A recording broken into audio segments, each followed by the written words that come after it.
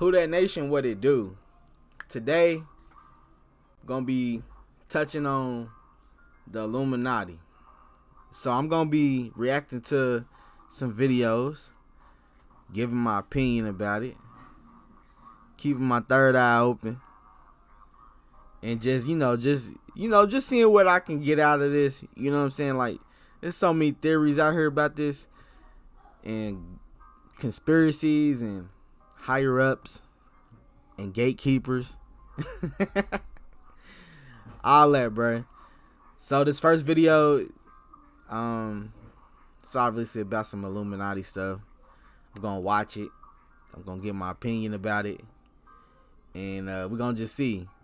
Because I mean, to some degree, there is some culture of secrecy out there, but to the extent of how much control they have, I don't know. So let's just get right into it. So this first video, it's over here on YouTube.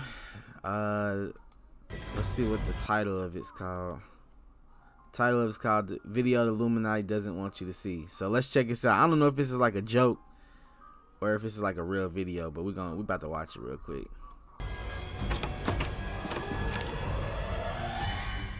It seemed like Illuminati's that shadowy cabal that controls the entire world and ensures free will's an illusion. They've got a big Facebook page. Celebrities like Jay-Z are accused of being members. And there are weird YouTubers like this guy. They had Alex Ball, he got banned. Hey, quick story on this cat though, bro. I ain't gonna lie, bro. Back in like 2008, 2007, I don't know, 2009, something like that. I apologize. But I used to watch this dude on YouTube, and he would just talk so much crazy stuff. And the crazy part is, like, I would believe the shit he talking about. But none of it really never came to pass. You know what I'm saying? I know one thing that they used to talk about is that Obama was going to take over the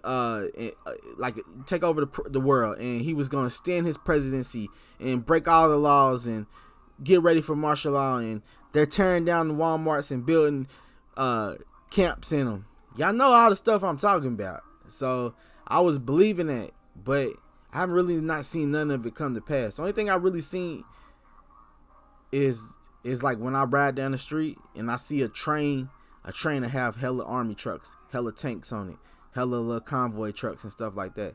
That make you think like what they preparing for, but other than that, a lot of stuff never has come to pass. Show a document cam shot of this if you can. She does the Illuminati symbol. Tell folks what you saw. But what about the real history of the Illuminati and how it became what it is today? This is Bavaria, and in 1776, Adam Weishaupt, a law professor, founded the Illuminati.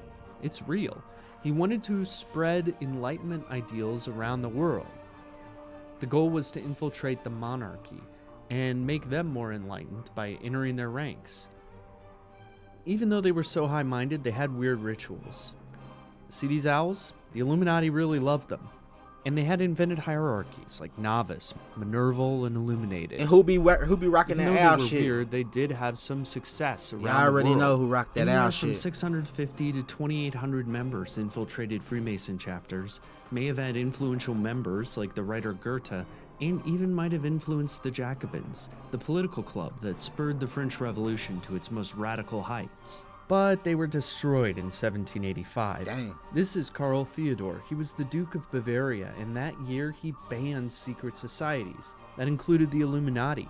Most historians think that it worked, and the Illuminati disappeared. But if that's true, then why do we still think Drake's Illuminati today, just because he wears owl sweaters? Since the beginning... Like I said, y'all know who rocked that owl stuff, bruh. Y'all know Drizzy is got owl all over his stuff. Conspiracy theories. I mean, is Drizzy in it or what? Illuminati. This guy, Xavier von Zwack, actually did have plans to take over the world that were found after the Illuminati was banned. American historians and preachers thought the Illuminati planted some seeds for the French Revolution, and George Washington even wrote a letter that claimed the Illuminati had once been a threat. But the Illuminati lost the limelight. Alright, so like, he claimed that okay, so this is where some people got to differentiate, because people say Illuminati and then they talk about the Masons. Now we know George Washington, he was a Mason, but he claimed that the Illuminati was a threat. So we got to differentiate them too. Being a Mason and being an Illuminati is obviously two different things. Thanks to the Freemasons. This is George Washington as a Freemason, and a lot of founding fathers really were Freemasons. That inspired the anti-Masonic Party. It was a legitimate movement with big names like John Quincy Adams, and the Illuminati paranoia faded around the world. So, how did the myth stay alive? There were always random books like this one from 1918 or book reviews that mention the Illuminati, but most people think the Illuminatus book trilogy of the 1970s deserves credit for bringing the Illuminati back. It might also be why weird secret symbols like these, pyramids and triangles, are associated with the Illuminati. So everybody think that's evil when they see that, bro. I don't really see it as being evil. I see it as being, you know, because what they associated with is the all, you know what I'm saying, the all-seeing eye. So knowledge, enlightenment, wisdom. I mean, there's nothing wrong with having enlightenment and wisdom or whatever, because, you know what I'm saying, like, I believe in God, bro. But what I'm saying is, like, that's also like principles of Satan too. You know what I'm saying? Like, so you gotta be careful, like, with being confused with which side they represent when they say these type of words. It was a funny series and gave new life to the conspiracy for an ironic, connected age. They were an evil organization bent on ruling the world, sure, but they were also kind of funny. The Illuminati was vague enough to be refit to any purpose, from the New World Order to religious paranoia to pop culture curio like angels and demons. Right. It became a joke. But you might believe that's what the Illuminati wants you to think if you notice the 14 evil yellow triangles of power hidden inside this video. The Illuminati really only endures because it's disappeared and can look like anything. There's nothing to worry about. Nothing at all. Is that it? So this is my humble. It's a pretty cool video right there, bro, based on what he's talking about. But, you know, I want to talk about it in the hip hop side, bro. You know what I'm saying? I want to see what they got to say on the hip hop side. Prodigy speaks on being rejected and weighs on the Illuminati. All right, let's watch this. Sway Universe. Curology has See what he says about it. my girl. All right, we gotta turn that down real quick. Okay, skip ahead. Okay, we're gonna try to catch it right here. All right, let's see what they're talking about. Layers to you, like, we know you're an author, you know, you writing scripts. Oh, this is Prodigy, the one course that passed you away. put out a ton Yeah, of they music. said for sure. And it meant, and people, Rest when in they peace, think of Prodigy. artists, they don't think that the artists aren't impacted or affected by what goes on in the world today. Sometimes artists are protected from some of the things that everyday people go through. But you were just talking about being at an airport, having to go through security and getting looked at funny. Yo, man, it's serious, man. And plus, not only that, yeah, because I had my weed socks on, I had my Huff marijuana plant socks on. I took my shoes off, and they were looking at me like, yeah, check him extra, you know what I mean? Right. So, but also, you know what I mean, just traveling like that. Like, I remember one time we did Spain. We was out in Spain for a show, and I think it was Barcelona we was in, and it was bombs going off like 2 blocks from us. It was like a war going on out there, Really? like some kind of terrorist, Some civil unrest. bombs going off 2 blocks away from the hotel. I was shook, dog. I was like, yo, we gotta get out of here, man. You was shook? What? Ain't no such thing as halfway crooks. He was actually shook. Wow, man. That's look what's going on in Turkey. Like we do world tours, like so it's like just imagine being out there and then that's happening. Like that's crazy. And then you come home and you find out that the government is tapping into our phone lines, tapping into our internet activities. Do you talk about that at all in your music, or does that affect the Yeah. I'm a type of artist, man. There's many, sides to me. I get political, In case nobody knows, Prodigy, he is deceased, and he passed away. They allegedly said he choked from an egg, but based on the things he talked about, things he put in his books, people are alleging that it was more than just him choking on an egg. You know, I got the hood stories, you know what I mean? I can make love songs for shorties, gangster love songs, whatever, you know what I mean? Like, I touch on a lot of topics in my rhymes, so yeah, I definitely get political with it. What's up, man? What you want to talk about, man? Wait, going back to the shorties though, I feel like I don't know the type of woman that she fuck party. You know, just you know what I mean? True. Man, I was in Puerto Rico, man. It was a famous movie star chick. You know what I mean? I seen her in the restaurant. We was all in the restaurant eating. She was over there with like 6 or 7 of her girlfriends. Now, you know, I mustered up the heart. I was like, you go talk to her, man. You know what I'm saying? So I walked over to her. I said, excuse me, how you doing? My name's Prodigy. Nice to meet you. She looked at me. She said, nigga, don't you see me talking with my girls right now? Nigga! I said, I picked my face back up. I walked away. Damn! So was the black female actress. Very, very embarrassing. I swear, I've never been through that before. Like, that was, she shot. Something along the lines of, say, reaching out to Professor Griff or any of these cats that, you know, can really hopefully bring something more informative to the people, you know, because now it seems to me it's WWF, man. Best way I can put it. Whole bunch of characters running around doing, I mean, just whatever they can to get attention, but nobody's saying anything with any substance. Yeah, I mean, definitely me and Griff had conversations about that before, you know what I mean? I do a lot of stuff out there, man. There's a guy, interesting character named Alex Jones, man, you know what I mean? He got a little internet show called InfoWars, and I did his show before. That was kind of controversial when I did that. But that's that white dude that they showed in the last video. video. About doing a project together, like, word. That would be Professor Griff from Public Enemy. I just ran into him a couple weeks ago. I was at the Hangout Festival, and they performed there, and it's good to see them dudes. They still got the messaging going. Yeah. You know, let me ask you this, P, because a lot of artists are affiliate or assumed to be a part of this secret society, All right. the Illuminati. Shout out to Sway for asking the question. It exists in the music. People think it exists in the music business, and that urban artists actually are able to participate in this society. Have you experienced anything that leads you to believe there is a secret society, that some artists are privy to certain access that others aren't? Nah, I don't believe that. You don't believe that? Nah.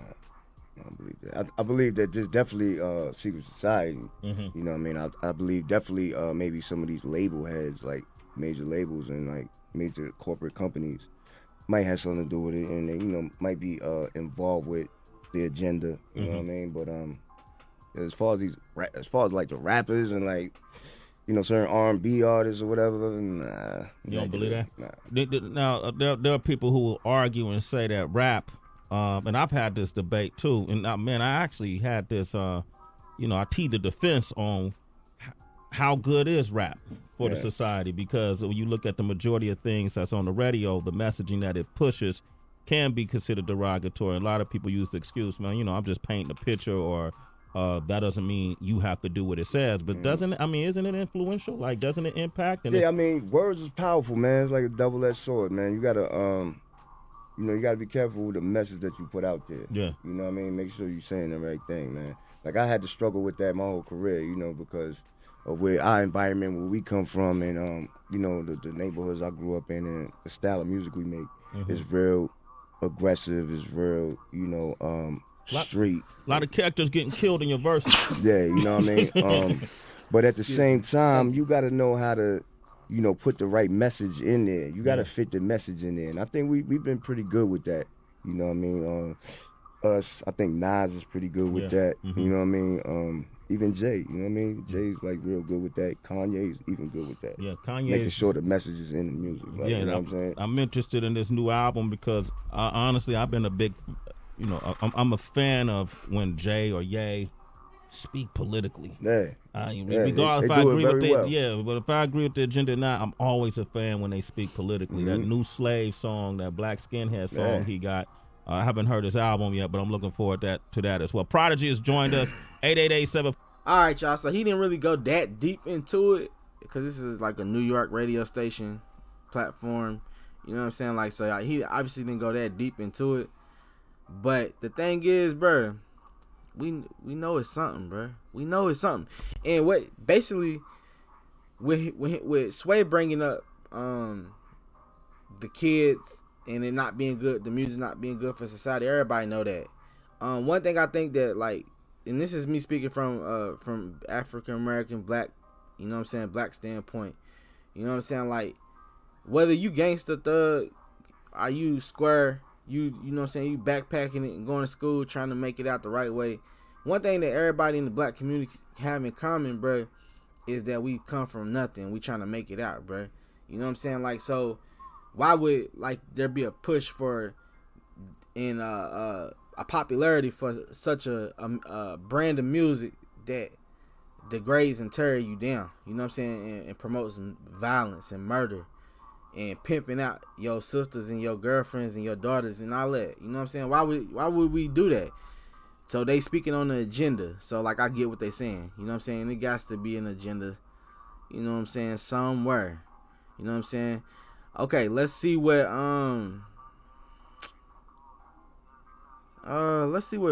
Busy Bone. Okay, let's see what the Bone Thugs got to say. Start selling online with Shopify, the e-commerce platform. Turn that down, bro. Turn that down. All right, here we go.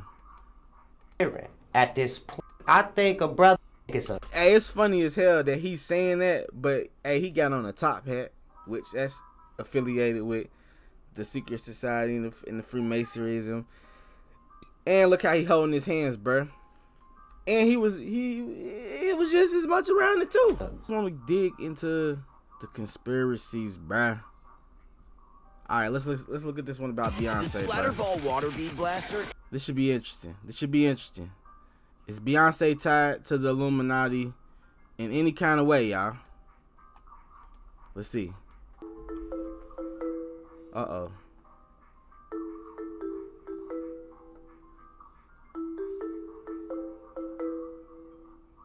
Beyonce is many things to many people. Muse, icon, trailblazer, Sasha Fierce. But there's one crown the Queen has disavowed: the Illuminati. For centuries, conspiracy theorists have speculated about the Illuminati, a super secret society of the intellectual and political elite, a society that supposedly runs the world. But some conspiracy theorists claim that Beyonce and husband Jay-Z are the reigning king and queen of the Illuminati old organization. Yeah, that's kind of crazy. Think about that. I mean, listen, when y'all kind of think about it from that, hey, we can't deny. Maybe you can't deny that there is an Illuminati, but to sit up here and think that two black people from Houston, Texas, and New York became the king and queen of the whole worldly organization, shit. That's a bit absurd. You know what I'm saying? I mean, we gotta stop the cap at some point in time. In her song Formation, she says, "Y'all haters corny with that Illuminati mess." So that settles that then. But how did this crazy rumor start? Who or what are the Illuminati anyway? Queen Bee's affiliation with the Illuminati stems from her relationship with Jay-Z. In the 90s, as Jay-Z rose to success with a string of platinum albums, conspiracy theorists began to speculate that he had help from a higher power. In their claims, Jay-Z was actually a member of the Illuminati. Add to that the fact that the signature hand sign for Jay-Z's Rock Nation involves holding both palms up in a triangle formation. This hand sign is believed to be a nod to the triangle symbol that represents the Illuminati. Beyonce's music videos also seem to be favorite haunts for conspiracy theorists due to their supposedly symbolic nature. Single Ladies has drawn interest, with some theories claiming that secret messages can be heard when the song is played in reverse. Although this is totally unconvincing when you hear it for yourself online. All right, let's hear it. In 2013, Beyonce's Super Bowl performance. What? Let me hear it again.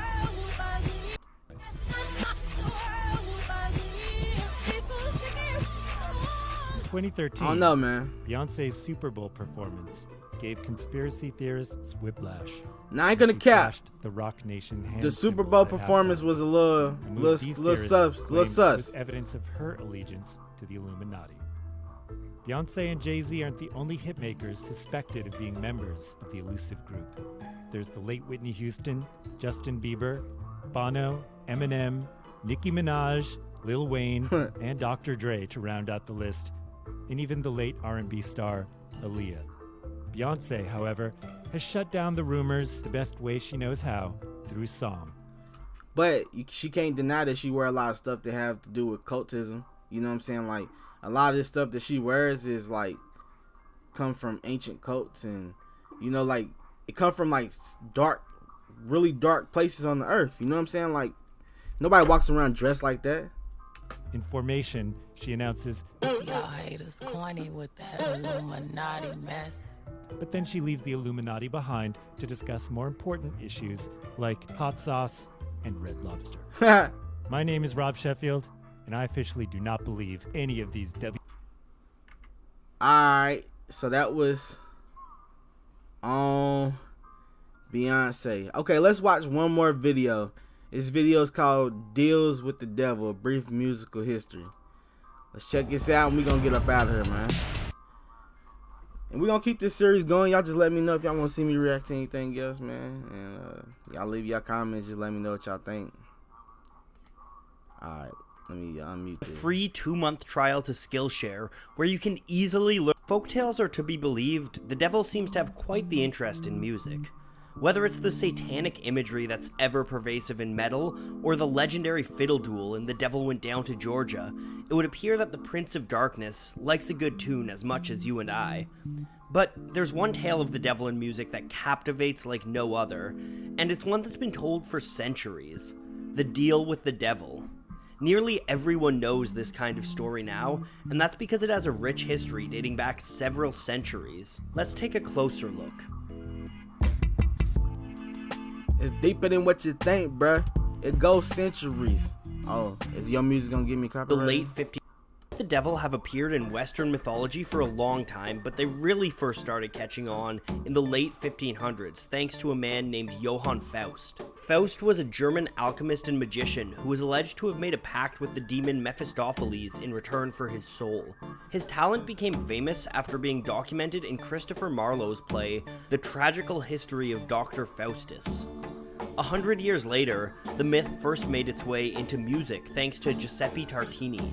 In 1713, the devil appeared to Tartini in a dream, and Tartini made a pact for his soul.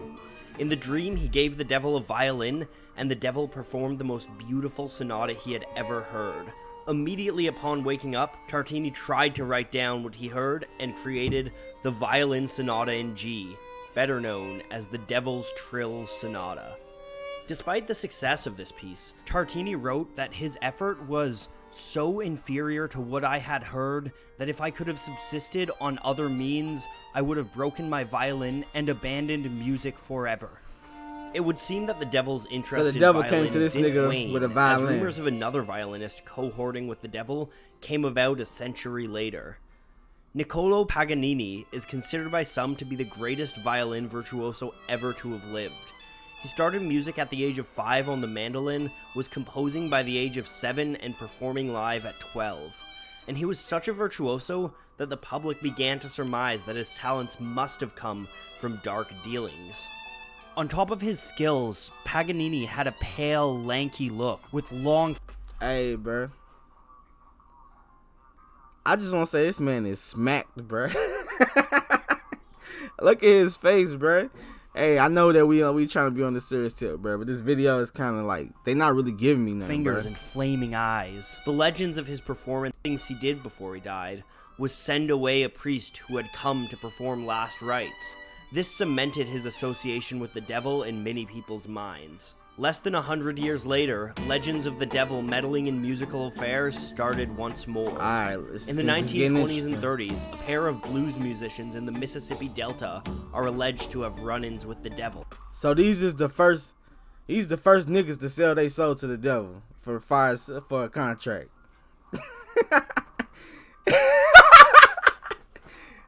This is funny as hell, bro. Okay.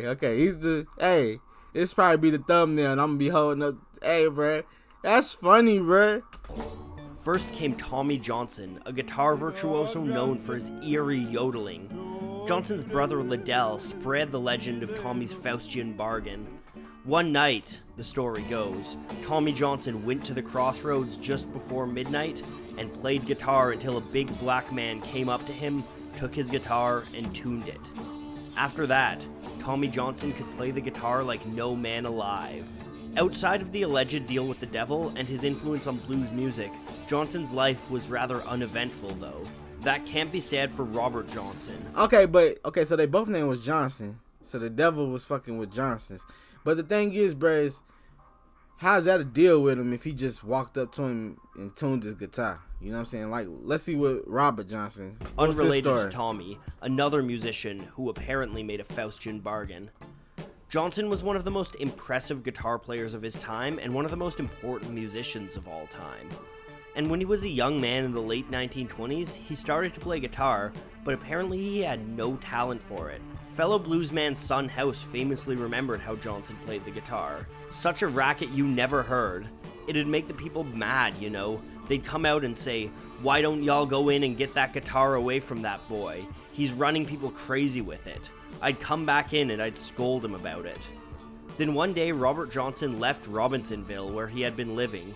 When he came back, he was a changed man. Wow. Johnson returned with incredible guitar skills, sliding around the neck seamlessly while maintaining steady rhythms. Okay. Legend has it when Keith Richards first heard Johnson play, he thought it was two guitar players.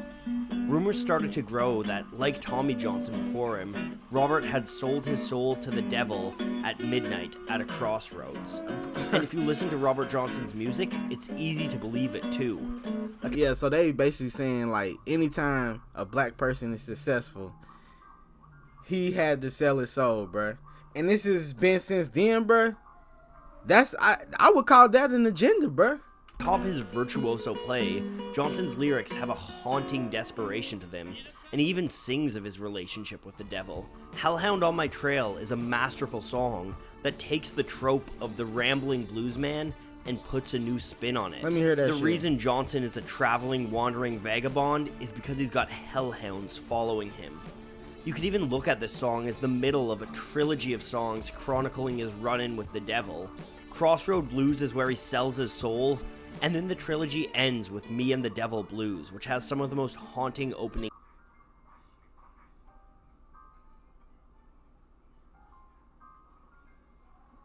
Oh, he had to take the music out, probably. He probably got copyrighted for that. Johnson's soul. I ain't gonna lie, this video is kind of boring until we got to the black people. Came for Robert Johnson's so soul. we got to the Johnsons, bro. Johnson was poisoned by a jealous husband and died at just 27 poisoned? years old. Since Robert Johnson, the devil has continued his relationship with music, but no Faustian bargains like that of Paganini or Robert Johnson have been struck, at least not that we know of. Though it's been nearly a century since Johnson, so maybe it's time for the devil to dip his toes back into the music game. Thanks. Alright, Who Dat Nation, this has been me reacting to the Illuminati, you know, the history of it, or within it in hip-hop, what Beyonce and Jay-Z got to do with it, and even looking at where even some old school cats that has, you know what I'm saying, apparently they sold too. So the thing is, bro, it's all up in the air. Nobody really know for sure, but we know that it's something to it, else or it's an urban legend or a folk tale, something like that. You know what I'm saying? Y'all let me know what y'all think in the comments about this. Y'all let me know if y'all would like me to react to anything else. You know, maybe send some links down in the comments, and then we can make this happen. Let's get this video to 10,000 likes, and we'll run it back. Till next time I'm out, peace.